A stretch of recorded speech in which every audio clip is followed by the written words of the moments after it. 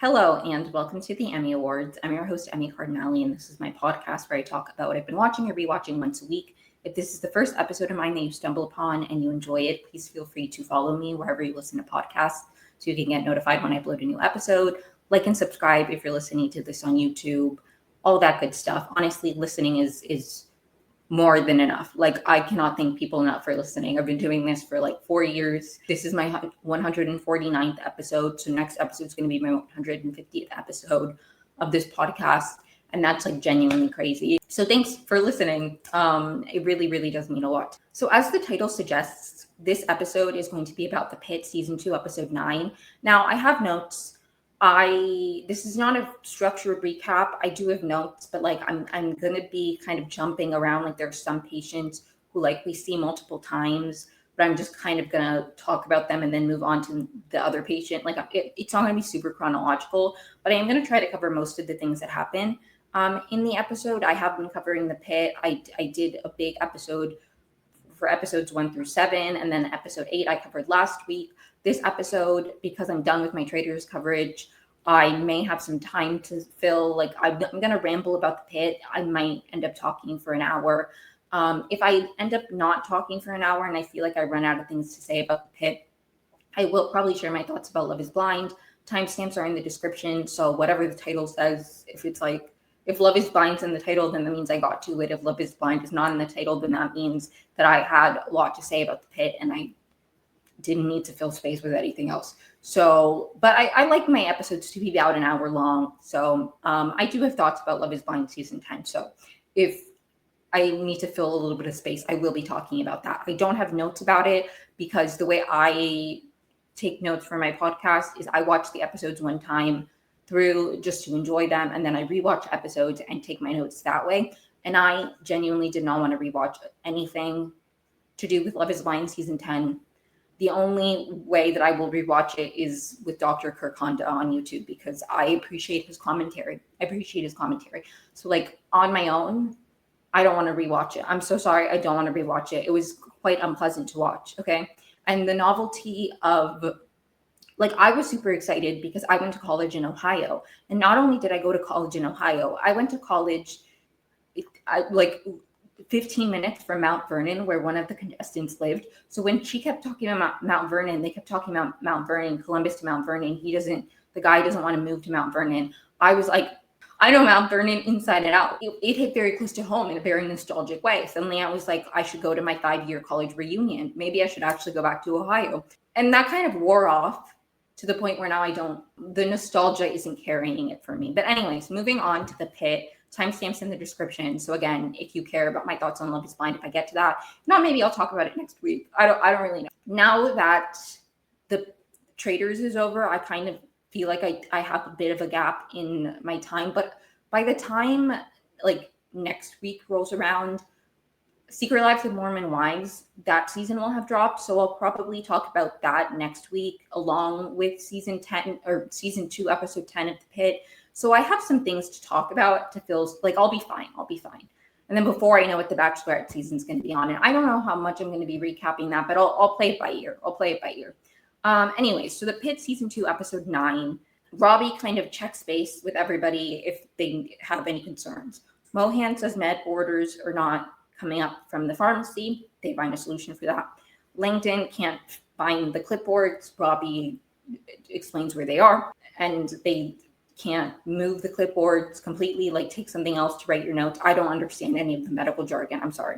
The fax machine is down, and then Robbie sends Perla to try to find a manual online because they're like, well, what does the manual say? And they're like, we don't have a manual. Robbie's like, try to get service because anyways, I imagine you're watching the Pitt if you're caring to tune into my thoughts, but basically everything's shut down. And so they don't have service. The only place that they can like access the internet is in the ambulance bay. So Robbie sends Perla to go find a manual online. Princess and Perla have a little moment here because Princess is like, the fax machine is down, but then Robbie sends Perla and they have a little side conversation where she's like, why don't you go? And Princess is like, he said Perla. I love their banter. Then he says, Ogilvy, put your hand down. And I cheered. I hate Ogilvy. And we get new lore unlocked for Ogilvy this episode, which fuels my hatred for him more. And the funny thing is, or not funny, this is like genuinely not serious. Like, he's done things that I like hate him for. The thing that is unlocked this episode is like a joke issue that I take with him, but I hate him, so it fuels my hatred for him. You know what I mean? Anyways. Santos mentions an issue with the CT processing or something like that. Then a 12-year-old comes in with a firecracker explosion, and some of his fingers were blown off. This was one of the most impactful patient storylines this episode for me. I mean, they were all impactful in their own ways, but he comes in by himself. They can't reach his guardian. Then eventually she comes in. Well, first he blew off 2 of his fingers. He like explains that his friends peer pressured him to get firecrackers. He blew off 2 of his fingers. Eventually they get his sister in. Oh, Santos smells alcohol in his breath. That's like important. Eventually his sister comes. She's like now his full-time guardian. She had to drop out of school because her parents got deported to Haiti. And these kind of things really upset me because like it's real. I've said this so many times about the Pit, but the Pit really upsets me and evokes emotion in me because it's real. Like, it's not like something that upsets me because I'm like this. Like, it upsets me because of how much it hits close to home and to the reality and sparks my outrage about real life issues. So this just really angered me. Because she explains that they got deported. They were at like their courthouse hearing and they got deported to Haiti from there. And that is something that's been happening to a lot of people and something that angers me personally a lot because there's always a narrative about doing it the right way. And then it's like, I mean, it's not even about that. It's not even about doing it the right way, because what do you mean you're getting detained outside of like an immigration hearing? Like, you're going about it like. And I think I also like the thing that bothers me is like the solution, in my opinion, to undocumented immigrants is to document them. Like, it's not deportation. It just genuinely angers me. What do you mean parents have children who were born in this country, have whole lives in this country? They're going about the process correctly. Or even like the thing is, even if they're not going about it correctly, I just think that there should be some kind of pathway to permit, like to being documented. But it's just especially infuriating when it's like, what more do you want? And I also like, it does hit close to home because I am somebody who immigrated to this country at 3 years old. It was like all I ever really knew. And it took me 20 years in this country as a non-citizen before I became a citizen. I'd been working, paying taxes, being a contributing member of society for years before I ever got to vote. And I've been to immigration hearings, or like when I was, applying for citizenship and becoming a naturalized citizen. Like, I understand what it's like to go to those appointments, and like, it just angers me. It angers me. I don't think that families should be separated in this way. And it just sucks. It sucks because it's real. It's real. Like, this is a thing that's happening to real people. It's not just something on TV. And it angers me. It angers me that that's like a real thing that happens, because I think it's bullshit. I think it's inhumane. And I think it's tragic. Like, I genuinely think it's so devastating and it's so upsetting. And it angers me. It's like, it really feels like, and I understand that I have a level of privilege because luckily I became a naturalized citizen before this administration. So I have a level of protection, but it really does anger me because while I am now a citizen, I did live the majority of my life in this country as an immigrant. And it's like, it really hits close to home because I've been through the grueling process. And again, I had a level of privilege because I was able to come here in the first place with like my parents' job. So then I had visas. That was like, I had a level of privilege even in my immigration in general, but even with the amount of privilege I had, it was a long process. And it really upsets me, because it's like it's just like it's like people aren't even human to you. Like you can't do anything to win. Like you're not viewed as a human being. You're viewed as like a monster. You're viewed immediately as an outsider. No matter how much time you spend in this country, your children are American. You're planting your roots in this country. That's irrelevant. That's irrelevant because of where you were born. And it angers me. It angers me because at the end of the day, being born in a certain country, you have no control over that. And I really like this storyline. It really upset me, especially because his sister is obviously like struggling and she didn't want this. She explains that. And then Santos and Robbie have a conversation about it because Santos is worried that because naturally social services is going to follow up and everything. And so Santos is concerned that they may be separated. And Robbie is like, tragic things happen, like bad things happen to people every day here. And it was just like really upsetting. It was really upsetting. And I'm not even like mad at Robbie because I don't think he meant it out of like a lack of caring about people. I think there is an attitude that Robbie clearly has right now where he seems, and this is something that a lot of people have pointed out, like he seems like he's lost all hope and like optimism. And a lot of people think he's in he's struggling with like suicidal thoughts. And I have to be honest, I didn't pick up on any of that. And I think yeah, people pointing it out, I'm like, okay, yeah, he clearly doesn't really have a will to live. I think that's just kind of something that I've always struggled with, or not always, but like for a good amount of my life, I've struggled with that. So I wasn't noticing it in Robbie because I'm like, I understand where, like, I don't know. Like, I feel like I have a blind spot to it because I'm like, that's just normal for me. But I don't think it's out of but you really do see, like, even now that I'm like saying this, I'm remembering the other circumstances where like he didn't think that they should admit the incarcerated patient, and Al Hashimi wanted to push for more. Like Robbie seems very like resigned to the unfortunate outcomes instead of like pushing with everything he can to make the best solution in a way that I feel like is really indicative of his mental state. Like I don't think it's like because he doesn't care about his patients. I think Robbie genuinely feels so hopeless and doesn't have any kind of internal motivation to keep going, that it's like translating in the way he's viewing his patients and the outcomes. And so like anyway, but that storyline like really hit close to home. The social worker does speak to her and eventually reports to Santos and Robbie that like he doesn't think that they should be separated. Social services will do a follow-up, but he thinks that I believe the social worker uses they them pronouns. I'm so sorry. They think that there's a good chance they won't be separated because in cases like this, they don't want to separate families. I also wanted to say, that just reminded me of something. In my last episode, I referred to Ellis as a nurse, I believe. Ellis is a night shift doctor. I'm so sorry to Dr. Ellis for I just genuinely, I breezed through season 1 of The Pitt, so I don't remember who half the people are. I really like Ellis. I'm so sorry for calling you a nurse. I'm so sorry.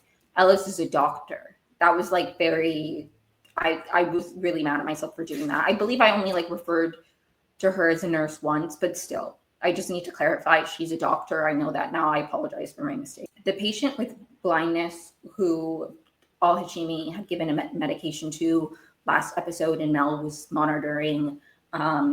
They do a quick exam. Her vision is improving, which is a good sign because it's only been a little bit and it's already improving, which means over time it can continue to improve, which is good because it was like without the medication, there was a good chance she wouldn't recover any of her hearing or any of her eyesight. So that is like very, very good for her. And Mel is like, okay, I'm going to take a break now. Let Robbie know, and I'm going to just prepare for my deposition because it's coming up. It's coming up. Her deposition is. But once she's leaving the room to take her break, Lupe comes and tells her that her sister is in chairs. Like, you have a visitor, Mel, it's your sister, and Mel runs to see her. And more on that later.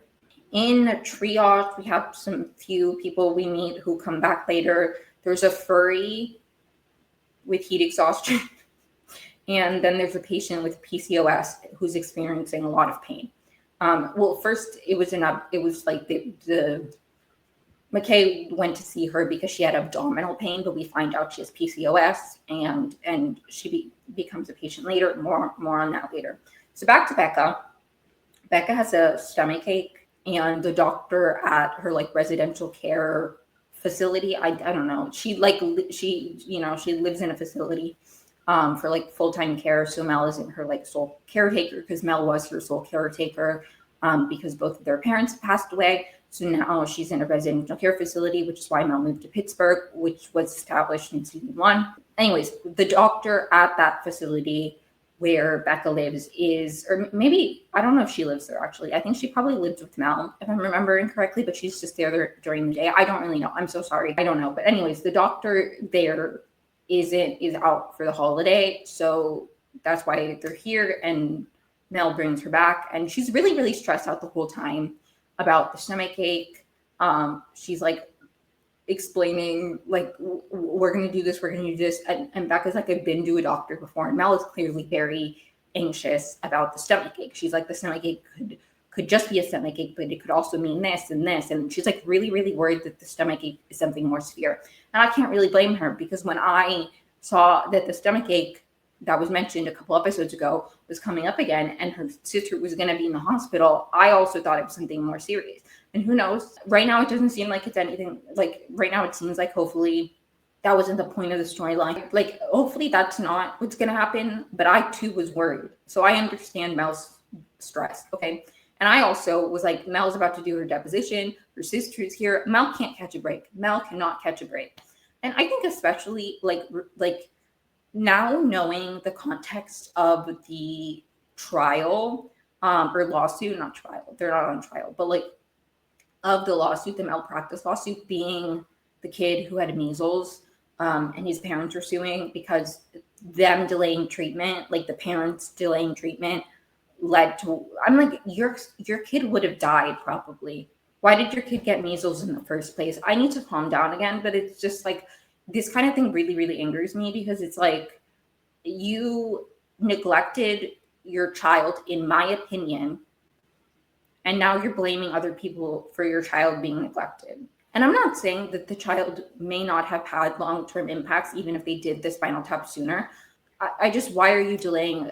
Anyways, I need to calm down. Also, we get an update, a very brief update, because Garcia's down in the ER to assess the little boy who blew off his fingers, because he is going to need surgery. And we get an update about the guy who, in one of the early episodes, got sent to Westbridge because his insurance wasn't going to cover the procedure he needed at the Pitt facility. But then he got diverted back when Westbridge shut down. So we get an update about him. He is still in surgery, and Robbie's like, is his insurance going to cover it here? And Garcia says, yeah, probably, because, Westbridge was down. So like, what are they going to do? And Robbie's like, that's good, because the delay in treatment will increase the chances of a complication. So like, hopefully he doesn't have to pay for everything out of pocket. Again, insurance, big issue in this whole show and in the real world with the medical system. And it's sick and twisted. I'm sorry. It's sick and twisted. I need to calm down. The Pit is really just me getting angry and me getting upset and emotional. And you know what? That's how I know it's a good show. Also, I forgot to mention this. I don't have it in my notes, but I wanted to mention this as well, that it was shot so beautifully. Like, I think I really like the Pit cinematography normally, and I'm not like a big, like, I don't, what do I know about cinematography? Nothing. Okay. But I can notice when I think things look good and like the shots are interesting and all that. Right. And I really enjoyed the camera work and the framing and stuff this episode. And I know Sean, I don't know his last name, and I don't have my phone with me. So, but the guy who plays Abbott, he directed this. I loved his work. Big fan of his work. But anyways, so moving on. Garcia and Robbie had this conversation about the patient who got diverted to Westbridge and then diverted back, and he's in surgery, right? And Garcia's going up in the elevator. Santos stops her and is like, are we still on for tonight, or did you rain check? And she blows her off and is like, we're keeping it casual, right? And I've seen so much discourse about like the keeping it casual, right? It sounded like she was saying that in response, like she was repeating Santos's words back to her of like, we're keeping it casual, right? You said you were going to keep it casual. And I did not see it that way at all. Okay, maybe that is what happened. I don't think so. I think that was Santos being like, I feel like Garcia has multiple times been like, we're keeping it casual, and Santos is coming on a little bit too strong, and then she is. But I don't know. Or coming on too strong for her. I don't like the idea of coming on too strong, because it's like, for the right person, it probably, you know what I mean? Anyways, so I don't know. Maybe it was that. Maybe that is the subtext. Maybe I just don't like Garcia, so I'm assuming she's the one in the wrong in the situation. I mean, honestly, even if, like, the thing is, even if that was something Santos said, if Garcia is throwing that back at her of like, whereas like, we're keeping it casual, right? That's what you said you wanted. And so she's making plans with other people instead of just having a conversation. Then I still think Garcia is kind of the bad guy in that situation. Because if I was in a romantic situation and somebody was like, we're keeping it casual, but I didn't want that, and then they were trying to make plans with me, I wouldn't blow them off. I'd be like, hey, I actually don't want to keep it casual. Do you actually want to keep it casual? What's going on? You know? Like, it feels passive aggressive regardless. Howard Knox's sister, they were able to reach her. Howard Knox is the patient who came in last episode, who was like in a crisis, needed surgery, but he was overweight. They were struggling with the CT. Ogilvy was an asshole to him. Like, they were trying to reach his sister. They do reach his sister, and this was also very emotional because he comes back. Abbott comes with him from like the CT. He does need surgery. It's 100% he dies if he doesn't get it, but it's 50-50 if he gets it. So before he does, he's like, can I speak to my sister? They roll him out to ambulance bay because that's the only place he can get service. And he and his sister have a FaceTime call. And this was also very, very emotional for me. I think this episode, there was a lot of like, with Roxy, the hospice patient, later there was a lot of conversation about like mortality. And that was very, very heavy this episode. And the Howard Knox thing, especially, like really, like that was such a like emotional conversation because it's like they don't have a particularly close relationship. If I'm like, from what I remember, and it was still just kind of like something that also is a common theme in the pit is like when these things go wrong, it's like it doesn't matter. It doesn't matter. We saw that with that couple that came in, which by the way, I hope we get an update on them. If not, I'll just assume that they were fine, or maybe we'll get an update in season 3, because I believe in season 1, like that patient who had burns all over his body and then he went to the ICU, and then not Ogilvy, oh my God. The patient who had burns all over his body and his wife was pregnant, and then he went up to the ICU, who then Whitaker befriended. They had a farm.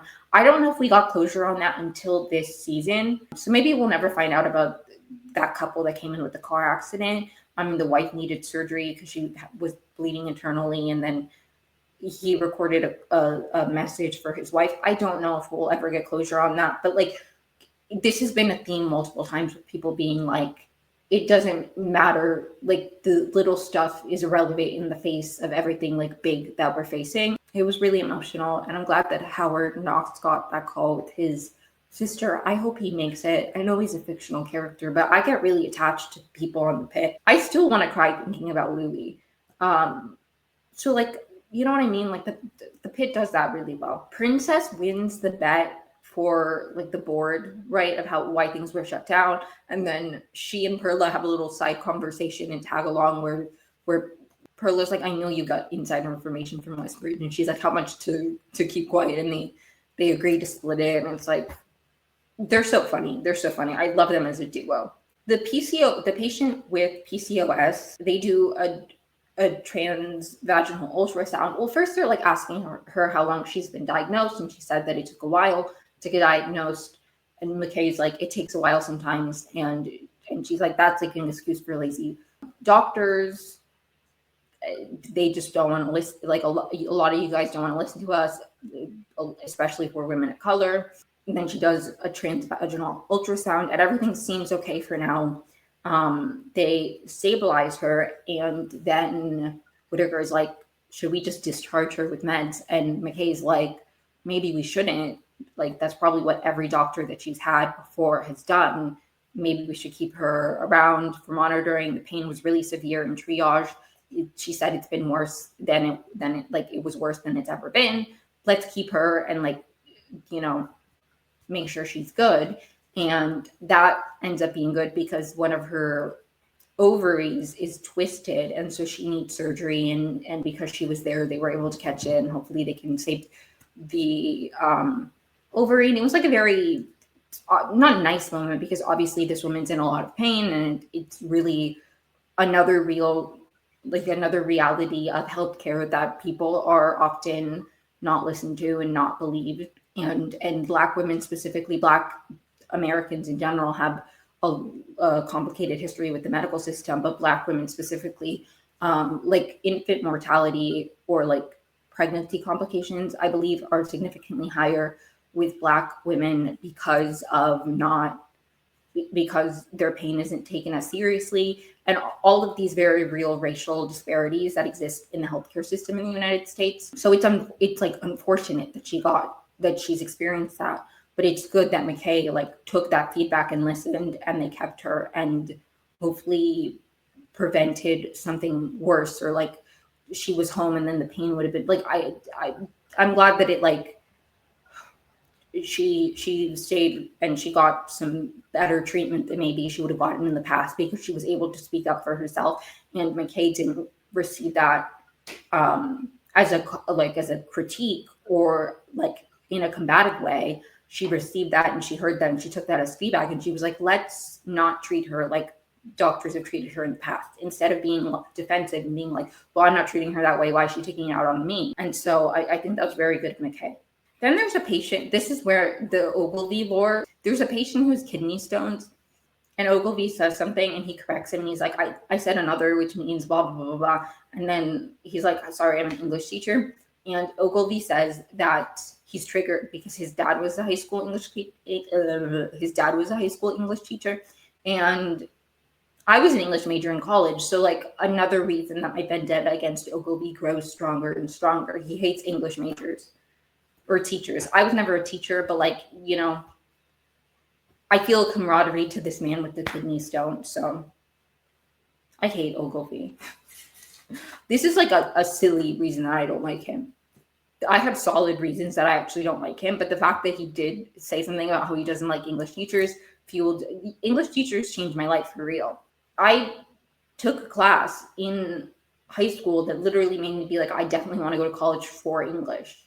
Like it changed something in my brain chemistry where I was like, I want to get my degree in English, because I was on my school newspaper for a while. I was like, maybe I should go to journalism school. And then I took some AP English classes in high school, and I was like, I want to be an English major. Like, that's what I want to do. I want to major in English. And that determined the rest of my like path, because I then specifically really wanted to go to schools with strong English programs versus like journalism schools. And then I really, the school that I found that was my top choice, my therapist had actually recommended it to me. My first therapist ever was like, my daughter's friend went to this college. I feel like it would fit your vibe. So it was always in the back of my mind. And then when I decided I wanted to major in English, this school had a really good English program. And then I really, really wanted to go to a liberal arts school, because this school, my top choice school, Kenyon College, where I did end up going, it was a liberal arts school. And then I just really liked the vibe. So all the schools I was planning to apply to were English, were liberal arts schools with like good English programs. And I got into Kenyon early decision, so I didn't end up actually applying to anywhere else. I did apply to Berkeley, not a liberal arts school, but my dad went to Berkeley, so I applied to Berkeley because that application was due before the thing. But when I got an early decision, I had to rescind that application. My dad was like, why don't you keep it in and see if you get it? I don't think I would have gotten into Berkeley, but maybe I would have, maybe I wouldn't have. It's not like legacy admissions matters, so I had no upper hand. And anyways, I wanted to go to Kenyon, but my point is that like English teachers genuinely saved my life.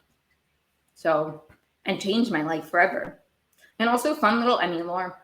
The English class that made me decide I wanted to go to college for English, the first thing we ever close read was a speech that David Foster Wallace gave at Kenyon called This is Water. And I didn't put two and two together until I started like looking into colleges and or like until I really like was like I want to go to Kenyon. And then I was like, oh my God, this speech was at Kenyon. Like I always joked, I worked for admissions, and when I went to info panels, I always joked that there was like an invisible string with me in Kenyon. Like it felt very meant to be for me to go there for a lot of reasons. That's one of them. Another one is years before I even was thinking about where I would go to college, my sister was like, "Oh, we should watch this movie that Josh Radnor like is in. It's called Liberal Arts." I bought it on YouTube in 2013, I believe 2012, 2013. Like I have it purchased on my YouTube. I've had it for years and years and years. Watched it a lot when I was around 13, 14. And then I didn't think about it for like years and years and years. Then once I had already decided that Kenyon was my top choice, I did a lot more research about Kenyon. I found out this movie was filmed there and I was like, oh my God, this movie, like there were just a lot of pieces that felt like, oh my God, Kenyon, like I don't know, I felt very drawn there. I had a very complicated college experience, but I am really glad I went there. Anyways, sorry for rambling. My point is I was an English major and I hate Ogilvy for not liking English. Moving on. Tech from radiology comes down to help like read things in real time because they're having a lot of issues with, they don't have any runners to like run tests back and forth. And it's like everything's getting lost in the shuffle and in translation and things are being really delayed because everything's not like so, at your fingertips like it is with technology. So a radiology tech is down there setting up to read the radiology. And a fact that I don't think I mentioned, because when I rewatched episodes 1 through 7 and I took my notes, I didn't write down everything that happened. But Princess at some point says to Javardi that the new radiology tech is a hottie. And I don't think I wrote that down or mentioned that on the podcast, but I'm like, oh, okay, we meet him now. And him being attractive is like a big thing in this episode because they get distracted by him and all of these things. He's taking up a lot of space. Moving on, we get a very brief update about baby Jane Doe. They're waiting for like a court order so she can, like an emergency court order so she can begin the process of being placed in a foster home. Mel is spiraling about Becca's care to Robbie. She's like, she has a stomach ache, but it could be this, that, and the other, like I was mentioning before. And then Robbie's like, you really shouldn't be treating her at all. Or actually, no, she's spiraling to him. And then a lawyer comes down and is like, I need to escort you to your deposition. And Mel's like, right now, like I can't go. And then Robbie's like, give us a moment. And they have a one-on-one conversation. And Robbie's like, you'll be fine. You know everything. And she's like, no, but I can't go now because of Becca. Like Becca, I can't do my deposition now. My sister's in the hospital. And Robbie's like, you honestly shouldn't even be treating Becca. Like there's a conflict of interest. We'll find somebody else. He like points out Santos, but Mel is like not an R2. So then they or is she an R2? Yeah, she is an R2. I remember. Sorry. Anyways, so then Langdon's available, so Langdon takes over the care of Mel's sister. And I know there are a lot of Langdon and Mel shippers, and they were cheering this episode. I don't care. I don't ship Mel and Langdon, so this didn't move me at all. I will say it was nice. As much as I don't like Langdon, I appreciate him as a character, and I think the actor does a good job of like making him sympathetic. Like I was thinking about this earlier because The Summer I Turned Pretty has been in the news. Not really in the news, but like the actor who played Jeremiah like joked that he wanted a death scene. And I've seen a lot of discourse, therefore, about him and his character and everything. And I've been thinking about this a lot because I remember when season 3 was airing, a lot of people were like, you guys say he's a bad actor, but if he was a bad actor, he wouldn't be making you feel so angry towards Jeremiah. And I would argue, no hate to that man because he's successful and whatever, and who am I? But in my opinion, I think the fact that people hated him so much is proof that he's not that good of an actor, because I don't think Jeremiah was written to be as annoying and insufferable as he came across. I don't think the actor did a good enough job layering in like vulnerability and making him a sympathetic character. And I don't think that was all in the script. I think there are characters who do worse things, but they're able to come across in a way. And I think genuinely, not to get into a whole Samurai Turn Pretty rant, but like I think genuinely the way he talks about his characters and the way he talks about his character and his character's motivations and the way he talks about his character's actions, to me, just really, I'm like, this is why it's not coming across well. This is why it's not coming across sympathetic, because you're genuinely viewing your character as like he did. The way he treated Belly was being selfless. Like, no, if you were playing the character in a complex, dynamic way, you'd be like, yes, he's acting selfishly. He's trying to hold on to her desperately because of how much he loves her. And if you like, there's no like layers to that, because you're too in the mindset of like, no, what I need to calm down. But it's just like, all that to say that as much as I don't like Langdon, the actor does a really good job of, even when I don't like him, allowing me to empathize with him. And I think that's a combo of the writing and the acting. But I think there is just like an endearing character, like quality to his acting that I do think helps Langdon feel more sympathetic. I still don't really like him, but I don't hate him. I don't despise him. He doesn't infuriate me the way I felt with Jeremiah, because it really felt like Jeremiah was like this arrogant, no, I'm being wronged, like victim mentality. And I think honestly a big reason is that because the actor was playing him that way. Like the fact that he still talks about his character and he's like, a lot of what he did during that season was actually very selfless. It's like that's why your performance is making me angry, because you're not adding a humanity and a vulnerability where you're like, people do bad things, they act selfishly, they act like, you know, they cause harm, they hurt people, they're not present partners, all the things that I don't like about Jeremiah. A lot of people do that because they're in pain, because they're struggling, or because they're desperate to not lose the person for whatever reason. And if you're acting that out, it can be more compelling than just the way that he viewed the character. That's why, in my opinion, he was a very hated character. I think a different actor could have made Jeremiah a bit more three-dimensional. I don't think it was the writing. I think it was his performance. But anyways, let me move on. Sorry for whacking him, but not really, because the actor's a horrible person, so I don't really care. Enjoy being an anti-vaxxer, okay? I hate anti-vaxxers. I do. But Langdon, all that to say, sorry for that Samurai Turn Pretty rant. Langdon takes over Becca's care, and he does a good job. I will say, again, this is a moment of like growth and like three-dimensional character building that I really liked, where he like last season he struggled to communicate with the patient who was the autistic patient with the broken ankle, and Mel, like, you know, was able to speak to him, and he turned down the lights when Mel was being treated earlier in the season, and now he's speaking to Becca in a way that is meeting her where she's at and communicating with her in a way that she's receiving well, and therefore treating her like, well, it's great. And I'm like, that does bring me joy, because part of the reason I found Langdon annoying last season was because he felt very arrogant, and like, even the attitude of like, well, the patient's autistic, what does that even matter? That irritated me. So it's good to see him changing, adjusting. Like, that's great. I love to see people learning.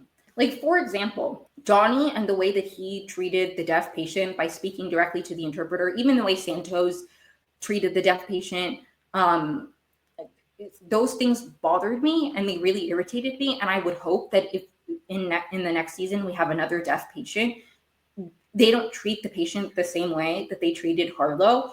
And then I could be like, okay, I didn't like that you did that. I'm glad that you're learning. You know what I mean? So I'm glad that Langdon now treats his patients differently based off of if they're neurotypical or not. Like, that's great that he approached Becca in a way that he knew would be accessible for her. I'm really grateful, and I'm glad that hopefully Mel can maybe be somewhat calm in her deposition, knowing that her sister's in good hands.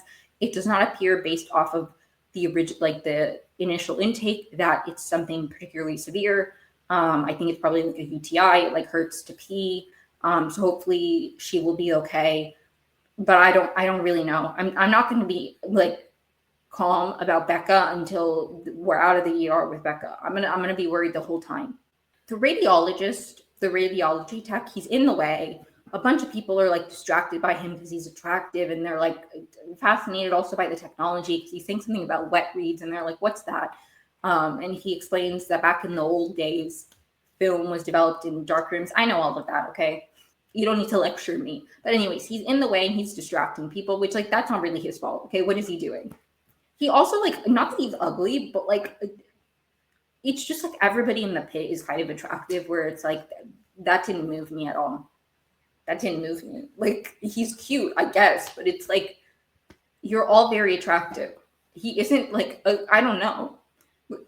Was I the only one who was like, why is everybody drooling over the radiology tech? You have very attractive doctors in the ER already. Abbott's here. Nobody's treating him the way you guys are treating this radiology tech. Who, like, no offense, doesn't hold a candle to Abbott. I also know more about Abbott, and Abbott's like personality also makes him more attractive to me. But like, you know what I mean? Anyways, Javardi's patient. She has a patient who's not on. Dana's like, there's no patient in that room. And then Javardi's like, no, my patient's in that room, but she's not on the board. So, because he was trying to get a patient from triage into this room because it wasn't marked down anywhere, but Javardi's patient was in there. She didn't put her on the board because she thought nurses did that. So then this really delayed a bunch of treatment for this patient. She hasn't presented the case. She was waiting to find somebody to present. Again, she was kind of distracted for the radiology person. So it wasn't even just like this one mistake. She genuinely was like not on top of it, with all the love in my heart to Javardi. Because she does feel bad about it. Unlike Ogilvy, I do think that this is going to be like a lesson learned for her. Okay, Ogilvy like caused somebody to start bleeding like very intensely. He was really, really rude about somebody's weight. Like he's done multiple things, and I don't feel like he's going to change. The first thing he says to this patient who has a kidney stone is like, "Oh, my dad was an English teacher." That's triggering to me. It's like literally a Mohan, when they're doing that intake, has to be like, okay, back to your pain to the patient, because Ogilvy's just focused on his own, like, you know what I mean? I genuinely feel like Javardi is going to learn from this. So even like she passed out in season 1, and then she like did fairly well that season with the like she didn't pass out again from like being nervous or anything. Like I believe in her.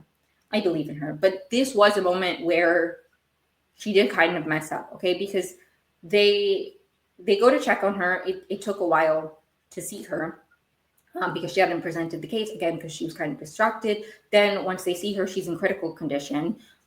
They stabilize her, but a bunch of the tests that Javardi had ordered weren't going through because the patient wasn't on the board. So like they didn't, it was this whole thing. Eventually they had sent like a test, but then it took forever because it wasn't on the board, so they couldn't like deliver it. I don't remember all the technicalities, but the point is, by the time they read the test, it's like it's significantly more severe. They have to call down surgery immediately, and like she has to go up to surgery, and it's like really, really intense. And Garcia is very mad because she's like, why did it take so long for us to read this test? I could have solved this like an hour ago, really like briefly, but now she's going to need surgery. Like she's really mad, and she calls Javardi a nepo baby, and she's very mad at her. She's very mad at her, and she's very mean. And I don't like Garcia. I don't like Garcia. Whitaker, sweetheart, love him to death. Is like, you'll learn from it. It was like, she's okay. You'll learn from it. It won't happen again. Like, which is, I appreciate it. Like, the thing is, I think it's good somewhere in between to be like, yeah, that wasn't like, you need to pay more attention. The thing is, it's not like Javardi has an Ogilvy like attitude where I don't think he really grasps the like intensity of his mistakes. I don't feel like that's the case with her, you know? So I don't think it's something where you really have to be like, this is a big deal. I think she knows it's a big deal. So like being like, this is a big deal. It's serious. We'll learn from it and we'll be okay. You know, it won't happen again. I love Whitaker. Such a sweetheart. It's so funny when my sister, on Thursday, when I was watching the episode, or actually a little bit after I finished the episode, my sister texted me and she's like, I mean, you were so right to say on your podcast episode that like, why do people compare Ogilvy to Whitaker? Like, Whitaker's so sweet, he doesn't deserve that, because I said that before. And I agree. I agree. Whitaker is such a sweetheart. I love Whitaker. I don't know if it was in reference to this that my sister said this, because I don't know what part of the episode she was on, but I agreed with her. I agreed with her. I agreed with her agreeing with me, you know? But anyways, Joy and Santos see the furry patient, the patient who is a furry, who we met out in triage briefly. She had like heat exhaustion. There's a very funny moment where like Santos knows the convention. Now I know what a furry is. Do I know what the local convention for furries is called? No. Santos does, and you know, I love that for her. And the patient is kind of like, you should go to the convention. Joy's like, wouldn't she need a fursuit? And then she has a whole, she's like, you would be like a dragon or something. So unserious, but it was, you know what I thought was funny is when it was announced that season 2 would be about the 4th of July. I remember I remember because I wasn't in the Pitt fandom around that time, but somebody recently posted that somebody at the time was like, oh my God, imagine somebody is from the furry convention is there from heat exhaustion, because apparently it always happens around the same time, which is very typical of conventions. And that cracked me up that somebody guessed that. You know, I imagine that person knows about Pittsburgh, because I don't, you know.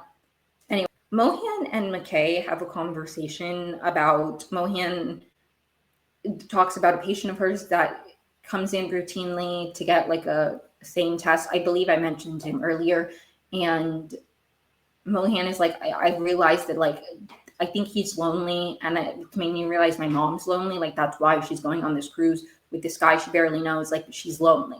And then they have the conversation segues into dating. McKay says she hasn't dated in a long time. Mohan is like, I was planning to like pursue dating when I moved to New Jersey, but now that's not happening. And like, did I wait too long? Or my eggs withering away? We're setting up the Mohan Abbott ship. Come on. I just know it. Please God. No, your ovaries aren't going to wither away. Okay. He's right there. Your husband is right. I'm so on board with them as a ship. But anyways, a retired clerk comes to help with like a bunch of stuff. Now they're going analog, and Dana introduces her. She's a clerk who retired, and she's like, I didn't retire. I was laid off by the tech revolution. So like basically her job became obsolete, which is sad. It's sad. I design newspapers for a living. I know a lot about the tech revolution and your job phasing out and becoming obsolete. Like, believe me, I know. Okay, print media is dying every day.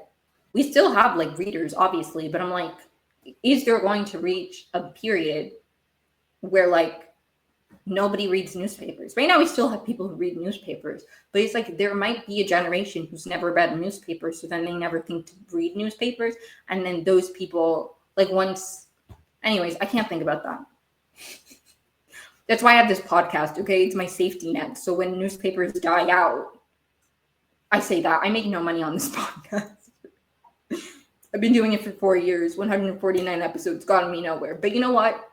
It's always good to have something to fall back on. And for me, it's my love of television. I'm just kidding. I do love designing newspapers. Please buy newspapers. Especially if you live in LA. Any LA County newspaper, please buy your LA County newspapers. Anyways, Makeda, I believe is her name, from admin and records, comes down. She brings Whitaker's new badge, his new doctor's badge, and she's like, I'm here to help as a runner. So she's like running orders back and forth. That's a big reason that things have been delayed. Outside in the ambulance bay, Nurse Dana and Nurse Emma have a conversation, and it was really nice. I really like Emma. I kind of hoped that she like stays around. I liked her. Basically, she says that Dana says she did a really good job with the sexual assault patient, and Emma's like, you were amazing with that. Is every day like this?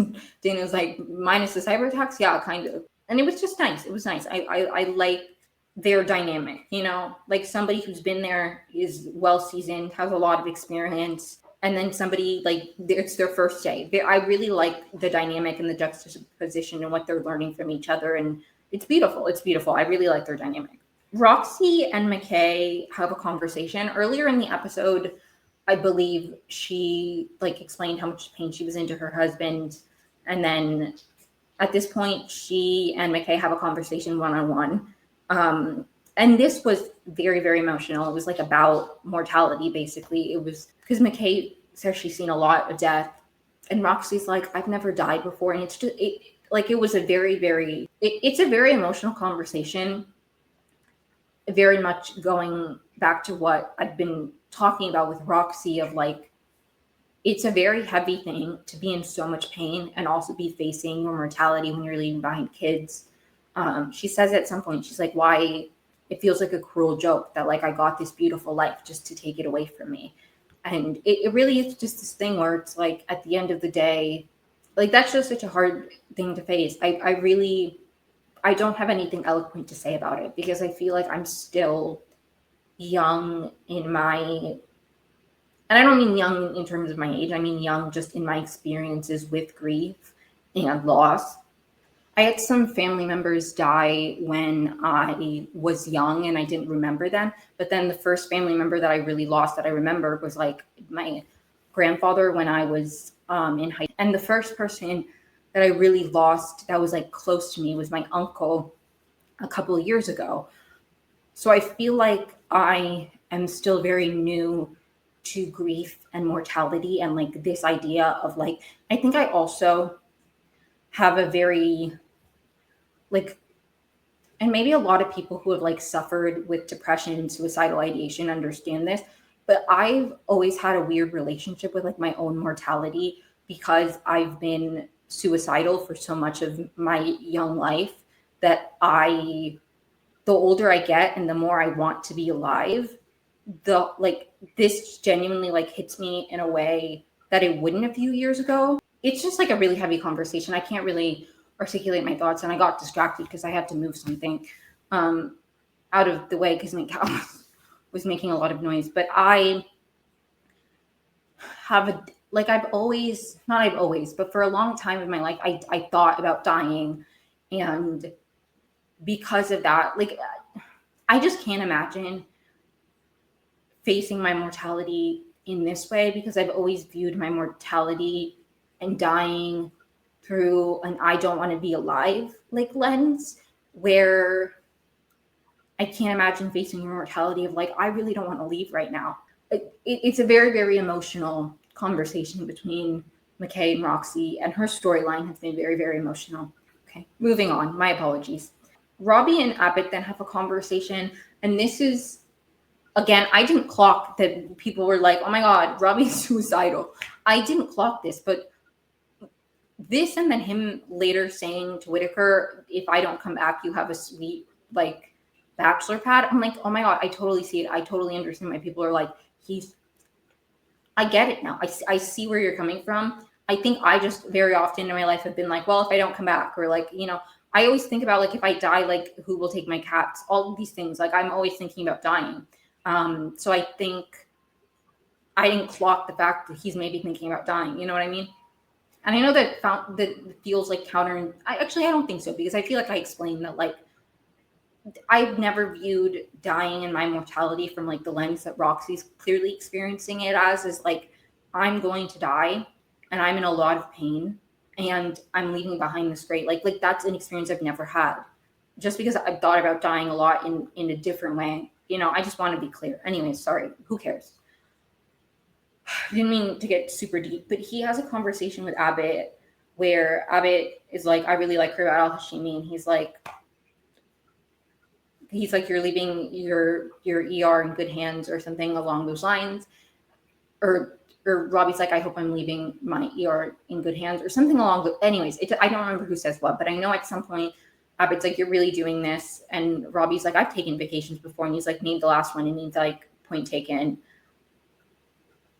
And then Abbott says to call him if things ever get too dark. It is very, very heavy. Very, very minor thing. And then I'm going to go to the conversation with Robbie and Whitaker.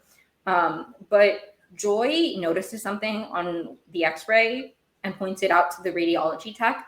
And he's like, have you done a clerkship? And she's like, no, I'm just that good. I love Joy. She's one of my favorite characters. It sucks that she doesn't want to be in the ER, but you know what? Love her so much. And then there's a very deep conversation with Whitaker and Robbie. And this is where I really understand why people are like, oh, he wants to die.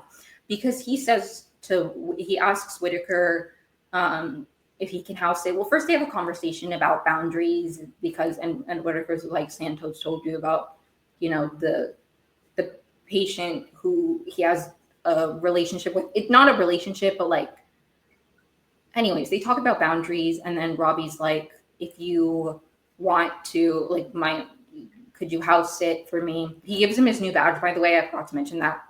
And then he's like, and if I don't come back, you'll have a sick pad. And it's like, why are you thinking about not coming back? Like, the thing is, to me, I didn't even clock that as like, oh, because to me, I'm like, I think that way all the time. Either from a, like, I want to die. So what's, you know, that me and Robbie are twins in this capacity. Or sometimes I'm just a very anxious person. So even if I don't want to die, I'm always thinking of like the worst case scenario. And I'm like, if I was going on a motorcycling trip for 3 months, I would also be like, what if I don't come back?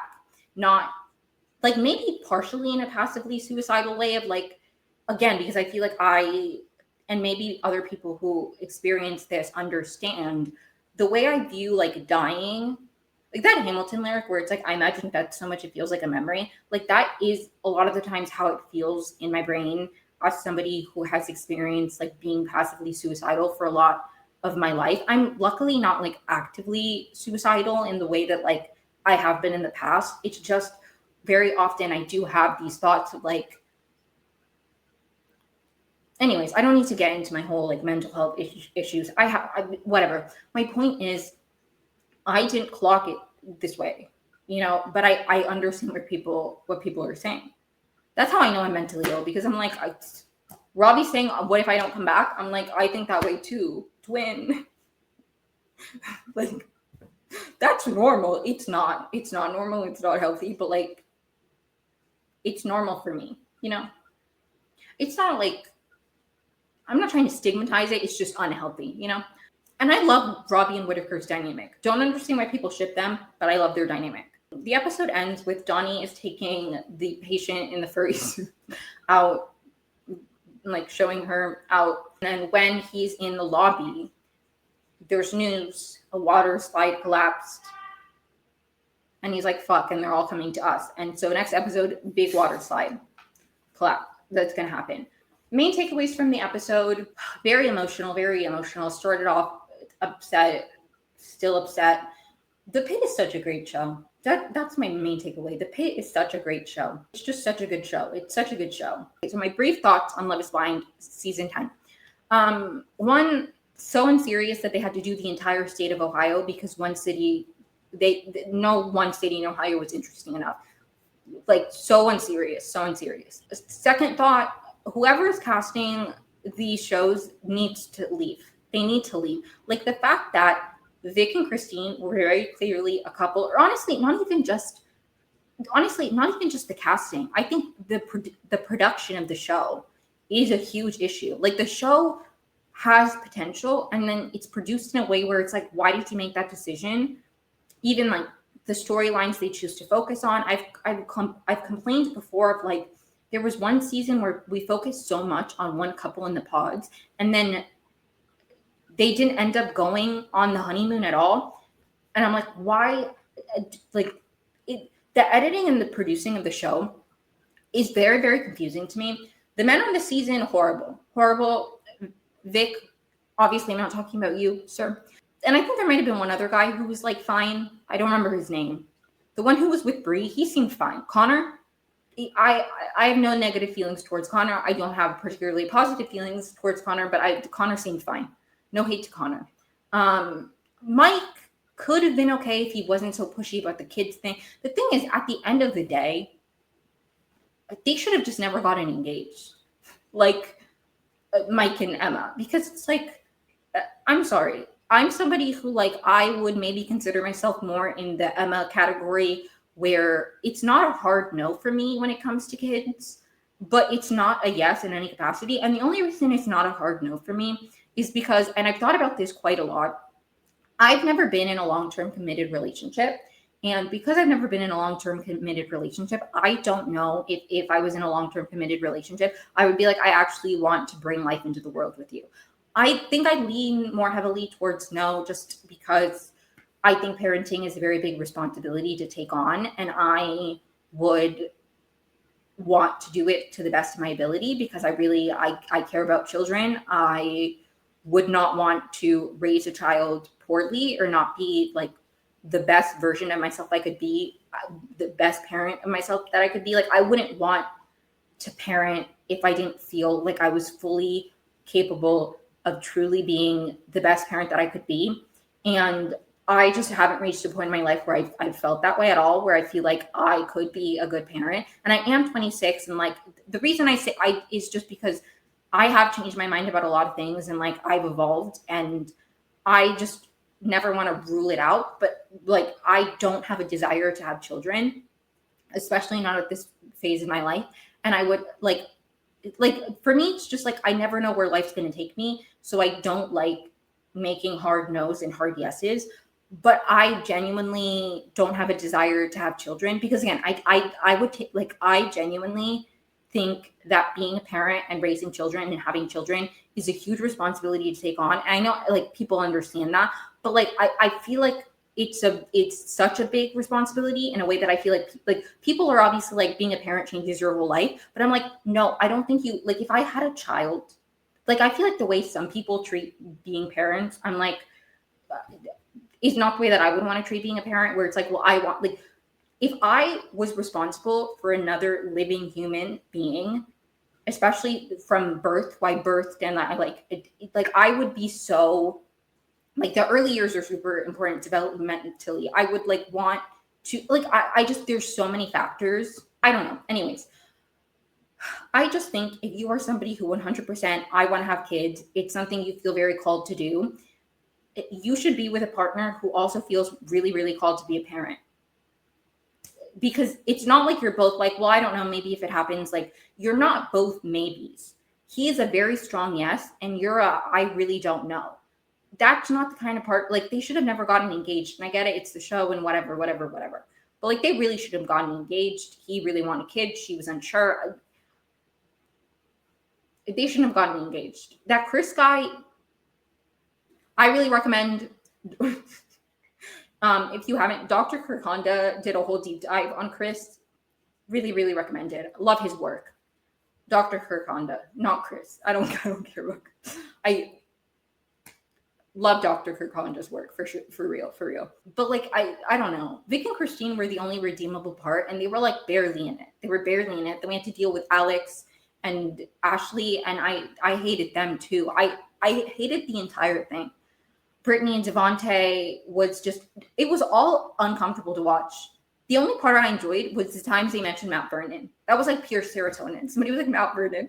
It was so funny to me though, because at some point, the couple, she's a single mom, and he honestly, he went into it being like, somebody having kids is a no for me, but then he really liked her and he, whatever. She lives in Mount Vernon. He lives in Columbus, and he does not want to move to Mount Vernon. Mind you, she has a daughter who's in school. Also, Mount Vernon is in a more rural part of Ohio, so the houses and the space and everything is significantly more affordable than the space you could get in Columbus for the same amount of money, right? Also, like maybe it's just because, and it's so funny because I was watching somebody watch Love Is Blind, and anyways, I'm subscribed to the Game of Roses Patreon, and Bachelor Clues, the Chad Colchin, Bachelor Clues, he's Clues to me. He will like watch Love Is Blind, and so I was watching him watch it, and he was talking about how like this guy was so hung up on an hour commute, and for him, like he's like in LA, that's like most places you're gonna have to do like an hour 45 minutes minimum, like 45 minutes, maybe an hour like of traffic. And it's so funny to me that he said that, because I always joke that going to college in rural Ohio prepared me for LA, because I don't mind driving long distances because I got used to it. I'm like, yeah, I would have to drive an hour to Columbus every week for therapy. Like, that's just like Mount Vernon to Columbus. Please. That's also like, honestly, one, there's no traffic barely ever because it's just like a rural country street. So it's not like you're stuck in traffic. It's a very nice, beautiful, relaxing drive, in my opinion. And also from Mount Vernon to Columbus, honestly, that's more like 45 minutes ish, maybe 50 minutes, depending where in Mount Vernon you're leaving from. Because from Kenyon, it's like an hour.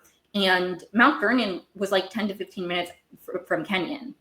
Again, depending what part of campus you left. Because if you left like South Campus, anyways, who cares? But all that to say, that was so funny to me because I'm like, I literally always joke. That and power outages. I haven't experienced, well, the only time that I experienced a power outage in LA was during the fires. Rural Ohio did not prepare me for extreme weather in that capacity, but I did experience multiple blackouts in rural Ohio at my college for multiple days. One of them happened like, I'll never forget it because it happened like the power went out at like midnight. So I went to sleep and I was like, the power will be back in the morning. It wasn't. And then it didn't come back for like the whole rest of the evening. And I believe it was like right before Thanksgiving break. I don't remember. Anyways, there were multiple power outages. So maybe I misremembered the exact one that it was. It really doesn't matter. My point is, Mount Vernon to Columbus, please grow up. Okay. I had to do that all the time. Try being an influencer. Like, that wasn't any big deal. Anyways, they got married. I don't think that they're still together. Also, there is a bar in Mount Vernon, or maybe it's technically in Gambier. I don't know if there's a bar in Mount Vernon. I have to be honest because I never went to the bar scene in Mount Vernon. I turned 21 in 2020, so I wasn't really going to the bars for the back end of my time in college. I didn't have a fake ID, so I didn't go there pre-pandemic. And then when the pandemic hit, I wasn't like going out to bars in town. I would just, like, I would just drink with like people I knew because then they were in my contact circle and we were doing like, there were maps everybody knew, like if you had exposure then you were contacted. There was like, it was very, very organized, right? People were tested regularly. If you were exposed, then you were, it was very organized. So I wasn't gonna like go out party in Mount Vernon. Also, that just wouldn't be fun because it's like Kenyon is a very walkable campus. Why, like, then I have to organize like a DD, like a designated driver, if I'm going to drink in Mount Vernon like that. But I'm pretty sure there's a bar in Mount Vernon. If not, there's a very nice restaurant. Like, there's a very nice Mexican restaurant that has great margaritas. I don't think I've ever had a margarita there. I was a DD one time when I was in a play in 2019 and I didn't have a fake ID. Again, and so a bunch of the cast, after one of the tech runs, we went to this Mexican restaurant and I was the only one not drinking because I didn't have a fake ID and I wasn't 21. So I was the designated driver. But like, the margaritas were big and good, according to everybody who had them. I don't believe I ever had a margarita there. I did have a margarita at later. A Mexican restaurant opened on campus. I had a margarita there once. Anyways, I got drinks at the Village Inn, the VI is what we called it. They had great drinks there. And I believe locals went there, like people from Mount Vernon, Gambier. I think they went to that bar. Like, there are bars there, okay? I probably not any better or worse than Columbus. Maybe you have less options, but it's like you wanting to participate in nightlife, which again, you can do in Mount Vernon. Okay. Not me defending Mount Vernon, but like, you can do stuff in Mount Vernon for this amount of space she had for the price and her like daughter's education. Maybe if I have thoughts about the reunion, I'll talk about that next week. I will also be talking about the Secret Lives of Mormon Wives next episode, along with my thoughts on season 2, episode 10 of The Pit. Thank you so much for tuning in. Hope you enjoyed this episode. Like and subscribe. Follow me wherever you listen to podcasts. All that good stuff. Really means a lot. Have a great week. You'll hear from me next week.